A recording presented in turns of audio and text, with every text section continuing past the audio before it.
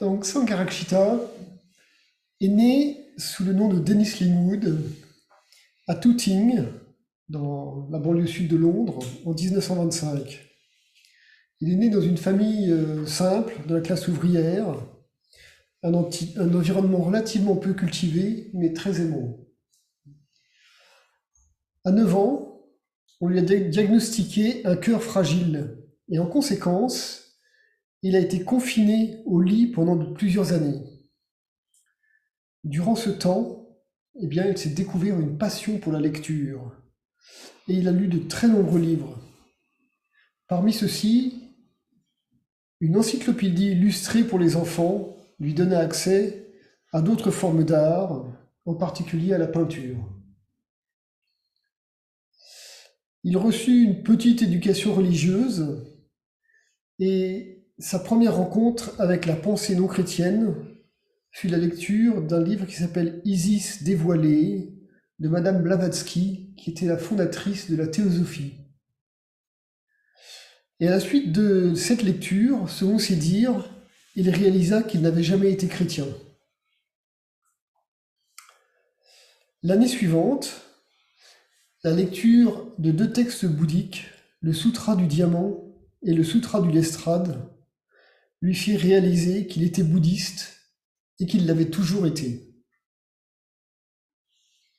À l'âge de 18 ans, il rejoignit la Société bouddhiste de Londres, qui continuait à se réunir malgré les attaques allemandes, puisque c'était la guerre, et il devint formellement bouddhiste en prenant les 3 refuges et les 5 préceptes du moine birman Uttitila.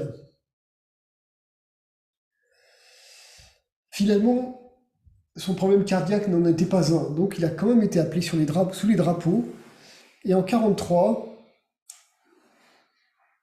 il a été appelé sous les drapeaux en 1943, et dans le service des transmissions, qui fut ensuite envoyé, après quelque temps en Grande-Bretagne, en Inde, à Ceylan et à Singapour. C'est à Ceylan, donc Sri Lanka aujourd'hui, alors qu'il était en contact avec les swamis de la mission Ramakrishna, une mission hindoue, qu'il eut le désir de devenir moine bouddhiste. Donc il a passé un certain 20 ans en Inde, à ce moment-là. À la fin de la guerre, son unité devait rentrer en Europe, et il ne voulait pas rentrer en Europe. Donc il rendit son arme, il déserta, il détruisit ses papiers d'identité, et il resta en Inde.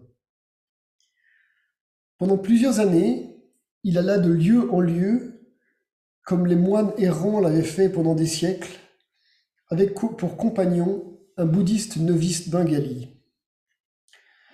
Ils séjournèrent chez plusieurs éminents maîtres spirituels de l'époque, pas nécessairement bouddhistes, parmi lesquels Mata Anandamayi et Ramana Maharishi, en s'arrêtant parfois pour de longues périodes. Ainsi, en 1948, ils passèrent tous les deux 15 mois à la mission Ramakrishna à Muvattupazha, une ville de l'État du Kerala, dans le sud de l'Inde. En mai 1949, il put enfin avoir sa première ordination. Donc il devint moine novice, ou Shramanera, lors d'une cérémonie dirigée par le moine birman Uchandramani, qui lui donna le nom de Sangharakshita, nom qui signifie « protégé par la communauté spirituelle ». L'année suivante, il reçut l'ordination pleine de bhikkhu, avec pour précepteur un autre bhikkhu birman, Kavinda, et comme maître le vénérable Jagdish Kashyap, un maître du Theravada. Il vécut ensuite plusieurs mois avec ce dernier, avec qui il étudia le pali, l'abhidhamma et la logique à l'université de Bénarès. En 1950, ils sont partis tous les deux, presque en vacances, dans les contreforts de l'Himalaya, et en répondant à la suggestion de Jagdish Kashyap, Il s'installe à Kalimpong, une ville proche des frontières de l'Inde, du Bhoutan, du Népal et du Sikkim, et à quelques kilomètres du Tibet. Jagdish Kashyap lui avait dit d'y rester et d'œuvrer pour le bien du bouddhisme, et Kalimpong fut sa résidence jusqu'à son retour en Angleterre en 1966.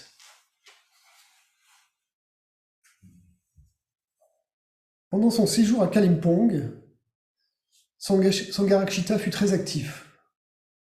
Il forma une association bouddhiste de jeunes hommes, fonda un centre œcuménique de pratique du bouddhisme, le Triyana Vardhana Vihara.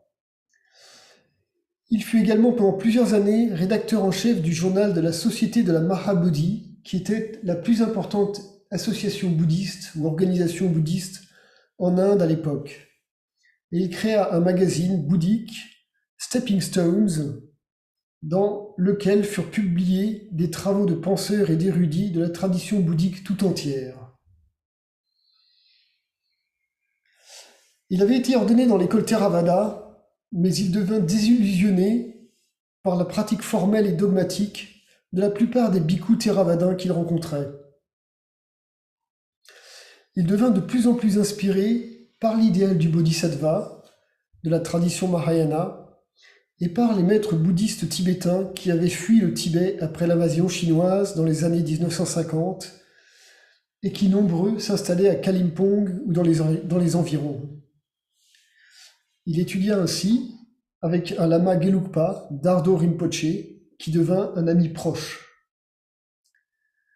Il reçut également des initiations et des enseignements d'autres maîtres importants du bouddhisme tibétain du XXe siècle, en particulier Jamyang Khyentse, Dudjom Rinpoche et Dilgo Khyentse Rinpoche.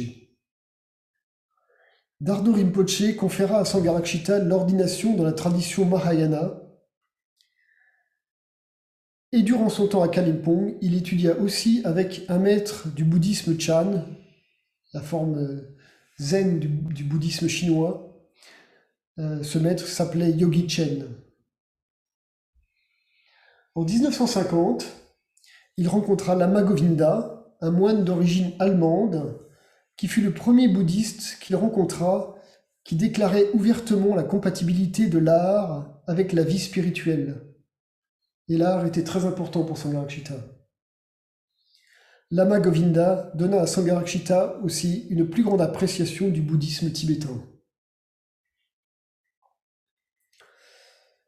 En 1952, Sangharakshita rencontra pour la première fois Bhimrao Ramji Ambedkar, aussi appelé Dr Ambedkar, qui fut le premier des ministres de la justice de l'Inde indépendante et le principal rédacteur de la Constitution de l'Inde.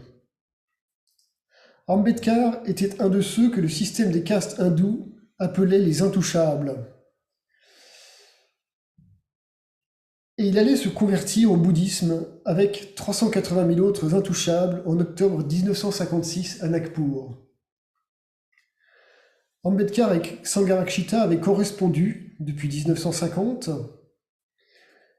et le politicien indien l'avait encouragé à œuvrer pour le bien du bouddhisme. Ambedkar invita en fait Sangharakshita à conduire la cérémonie de conversion, mais ce dernier refusa, disant qu'il était important que ce soit le plus ancien des moines bouddhistes en Inde de l'époque qui la conduise. Et c'est donc ce dernier, qui s'appelait Uchandramani, qui le fit. Sangharakshita n'était pas présent à la cérémonie de conversion, mais il arriva à Nagpur, où cela s'était passé 6 semaines plus tard, un matin, alors que Ambedkar, qui avait été épuisé les dernières années, venait juste de mourir. Et il était mort, laissant le mouvement de conversion sans leader. Pendant les semaines qui suivirent, Sangharakshita donna discours sur discours aux ex-intouchables, aujourd'hui appelés Dalits, pour les aider à ne pas désespérer et à continuer l'œuvre d'Ambedkar, en abandonnant complètement leurs dieux hindous et en pratiquant sérieusement le bouddhisme. Outre toutes ces conférences, tous ces discours, Sangharakshita présida à d'autres cérémonies de conversion au cours duquel quelques 200 000 Dalits se convertirent au bouddhisme. Durant la décennie qui suivit, jusqu'à son retour en Grande-Bretagne, Sangharakshita se rendit souvent, tous les ans en fait, chez les communautés bouddhistes Dalits de l'ouest de l'Inde, donnant des conférences, des enseignements et aidant les nouveaux bouddhistes à comprendre et à pratiquer leur nouvelle foi. 1964 fut une année importante car ce fut l'année du début de son retour en Occident. Cette année-là, il fut invité en qualité de plus ancien bouddhiste anglais, plus ancien moine bouddhiste anglais à l'époque, à venir à Londres pour aider à régler un différend entre les deux principales organisations bouddhiques de l'époque. Il résida au Vihara bouddhiste de Hampstead, un quartier du nord de Londres. Il s'avéra y être un maître très demandé. Son approche écuménique et sa volonté de ne pas se conformer à certaines des attentes des administrateurs du Vihara furent considérées comme contrastant avec le strict bouddhisme Theravada qui était alors pratiqué. Bien qu'à l'origine il n'ait prévu de rester que 6 mois à Londres, il choisit finalement de s'installer en Angleterre. Non sans avoir fait une tournée d'adieu à ses amis en Inde, tournée durant laquelle le bureau du Vihara décida de l'expulser de ce dernier. Cette expulsion fut en fait, pour Sangharakshita, une libération.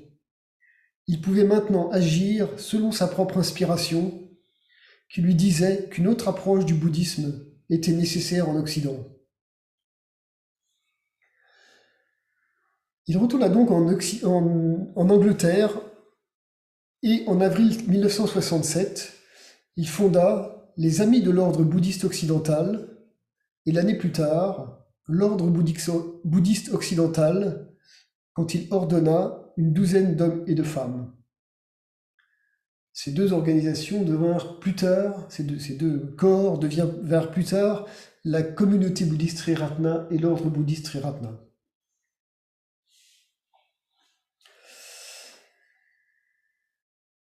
À l'époque, il n'était satisfait ni par l'approche bouddhiste laïque de la société bouddhiste, ni par l'approche monastique du Vihara de Hampstead. Il considérait cela comme inadapté à une pratique dans une société largement sécularisée. Et il créa donc, avec l'ordre et la communauté bouddhiste Triratna, ce qu'il a considéré comme étant une nouvelle forme de bouddhisme, avec un ordre qui n'est ni séculier ni laïque, ni séculier ni monastique, et dont les membres prennent une série de 10 préceptes traditionnels du bouddhisme Mahayana. Au début, il conduisit toutes les classes et conféra toutes les ordinations. Il donna de nombreuses conférences en s'appuyant sur les enseignements essentiels de toutes les grandes écoles du bouddhisme. Il donna ainsi de nombreuses conférences sur le bouddhisme et la psychologie, les arts, la philosophie occidentale, allant jusqu'à, de façon expérimentale, présenter le bouddhisme comme une voie de l'évolution supérieure. Il cherchait ainsi à créer un pont entre la pensée occidentale et le bouddhisme traditionnel. Il donnait également des conférences et plus tard des séminaires sur des textes classiques du bouddhisme, comme le Satipatthana Sutta, le Sutra du Diamant, le Sutra du Lotus ou les 100 000 chants de Milarepa. Conférences qui par la suite furent publiées sous forme de livres. Parfois, il explorait des questions de pratique quotidienne. En d'autres occasions, il cherchait à rendre pertinents et significatifs des enseignements apparemment abscons ou ésotériques.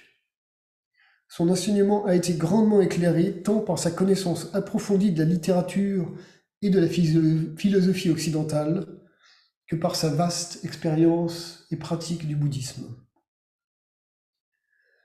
2 fois par an, il animait d'importantes retraites. L'ordre grandissant et des centres s'établissant en Grande-Bretagne, puis ailleurs, des membres de l'ordre prirent de plus en plus de responsabilités jusqu'à ce en août de 2000, Sangharakshita leur transmette ses responsabilités à l'ordre bouddhiste, ses responsabilités à la tête de l'ordre bouddhiste occidental. Les années qui suivirent, il n'avait plus de responsabilité dans l'ordre et dans le mouvement qu'il avait fondé, mais il continua jusqu'à sa mort, il y a 3 ans, en 2018, à en être une figure dominante. Voilà les grandes lignes de la vie de Sangharakshita. Mais qui est-il? Bien sûr, vous en avez sans doute déjà une idée avec ce que vous avez entendu. Mais c'était une personne complexe et aux multiples facettes. Il a dit lui-même, je cite, « Qui suis-je? Je dois admettre que je ne sais pas. Je suis autant un mystère à moi-même que je le suis probablement à vous. Non pas que je sois un mystère pour tout le monde, apparemment.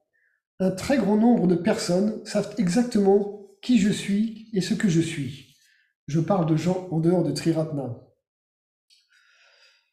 Un très grand nombre de personnes me voient, mais elles me voient de différentes manières. C'était tout à fait le cas quand j'habitais en Inde. Selon celui qui me voyait, j'étais le moine anglais, un marianiste fanatique, un hinayaniste aux vues étroites, l'ennemi de l'Église, un espion russe, un agent américain, le rédacteur du journal de la Mahabodhi Society, un jeune idéaliste à l'esprit tout sauf pratique, quelqu'un qui faisait de bons discours, l'envahisseur de Suez, le gourou des intouchables, et ainsi de suite.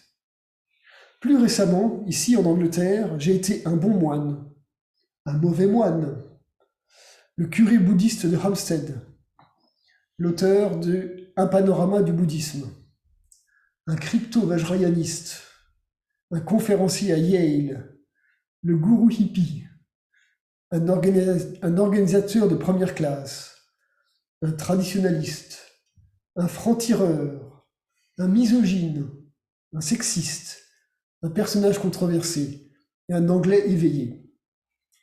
Chacune de ces différentes vues a au moins une certaine vérité en elle, même si les personnes qui voyaient me regardaient sous un mauvais angle, ou avec une mauvaise lumière, ou avec des lunettes teintées, ou par le mauvais bout du télescope. Ces personnes ont même pu avoir des taches flottant devant les yeux. La raison pour laquelle chacune de ces différentes vues porte au moins une certaine vérité est que je suis une personne plutôt complexe. » Fin de citation. On peut dire que la première chose qui caractérisait Sangharakshita, c'est que c'est un autodidacte. Il est né dans des circonstances relativement humbles, avec peu d'avantages matériels ou culturels, sans vraiment l'avantage d'une éducation formelle et avec très peu d'enseignements religieux. Et pourtant, il est devenu un homme aux connaissances étonnantes, avec un esprit pénétrant et créatif, et l'un des principaux maîtres bouddhistes de son époque. Ensuite, il connaissait l'Orient et l'Occident, ayant grandi à Londres et vécu pendant 20 ans en Inde. Il se voyait comme un traducteur entre Orient et Occident, entre une expression traditionnelle du Dharma et son adaptation à nos circonstances actuelles. On peut dire, si l'on en croit, le fait que l'ordre qu'il a créé comporte, au début de 2022, quelques 2500 membres et est présent dans une trentaine de pays, qu'il a bien réussi, et ceci, même si les controverses le touchant ont traversé les premières années du développement de la communauté bouddhiste qu'il a créée. Ces controverses étaient liées d'une part au fait qu'il a eu des relations sexuelles avec certains de ses disciples, et d'autre part au questionnement de certains autres bouddhistes quant à sa légitimité à fonder un ordre bouddhiste. Un questionnement qui est aujourd'hui bien dépassé, la profondeur et la pertinence de son enseignement étant dans l'ensemble reconnu dans tout le monde bouddhiste. Une autre chose qui caractérisait Sangharakshita était qu'il n'hésitait pas à être critique, à dire ce qu'il pensait, voire à se rebeller contre l'establishment, comme on l'a vu au Vihara bouddhiste de Hampstead. Et les establishments l'ont parfois trouvé incommode en raison tant de son adhésion courageuse et intransigeante à la vérité spirituelle que de sa volonté de dire ce qu'il pensait quand il voyait hypocrisie ou confusion. Enfin, Sangharakshita est un homme qui avait une inclination à être ermite, préférant la paix de son ermitage et la compagnie de quelques amis proches. Et pourtant, il a œuvré sur une scène de plus en plus grande, devant des millions de personnes qui le considèrent comme leur maître spirituel, et devant ceux, beaucoup plus nombreux, qui sont intéressés par ce qu'il avait à dire. C'était par nature un savant et un artiste. Il est notamment écrivain et poète. Mais il a aussi montré qu'il pouvait être un remarquable organisateur en fondant un mouvement d'une grande souplesse et d'une grande efficacité.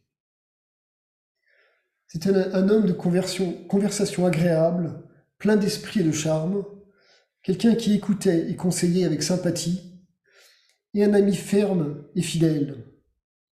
Il pouvait cependant être un redoutable polémiste, et quelques-unes de ses œuvres ont fait naître des controverses, voire de l'hostilité. Personnellement, j'ai eu la chance de le rencontrer à plusieurs reprises, et ce qui m'a frappé le plus, c'était une grande attention. Une attention de tous les instants, pénétrante, pleine de clarté et de bienveillance.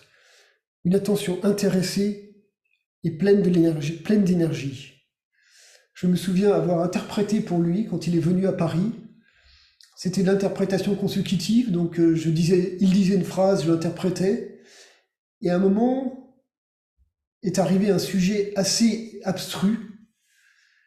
Donc il disait sa phrase et moi j'interprétais. Et pendant une des phrases, je l'ai regardé, alors que le reste du temps, je regardais les gens assemblés. Et j'ai vu qu'il me regardait. Et c'était frappant, j'ai eu l'impression qu'il lisait mes pensées, qu'il vérifiait presque ma traduction. Mais tout ça avec une très grande bienveillance et présence. Il n'y avait rien de critique, c'était magnifique. Ensuite, au-delà de son apparence très ordinaire, à le voir, on n'a surtout pas imaginé qui il était, surtout à la fin de sa vie, où c'était un vieil homme. J'ai aussi été touché par sa vaste érudition et par son caractère, semblant tout sauf charismatique, ainsi que par sa manière d'inspirer, par touches légères ou avec des paroles frappantes par leur clarté. Je lui serai toujours reconnaissant pour la vision qu'il m'a apportée, la vision du Bouddha et la vision de la possibilité d'une pratique sincère et profonde du Dharma dans les conditions qui sont les nôtres, les conditions du monde contemporain, au sein d'une sangha variée, créative et inspirante.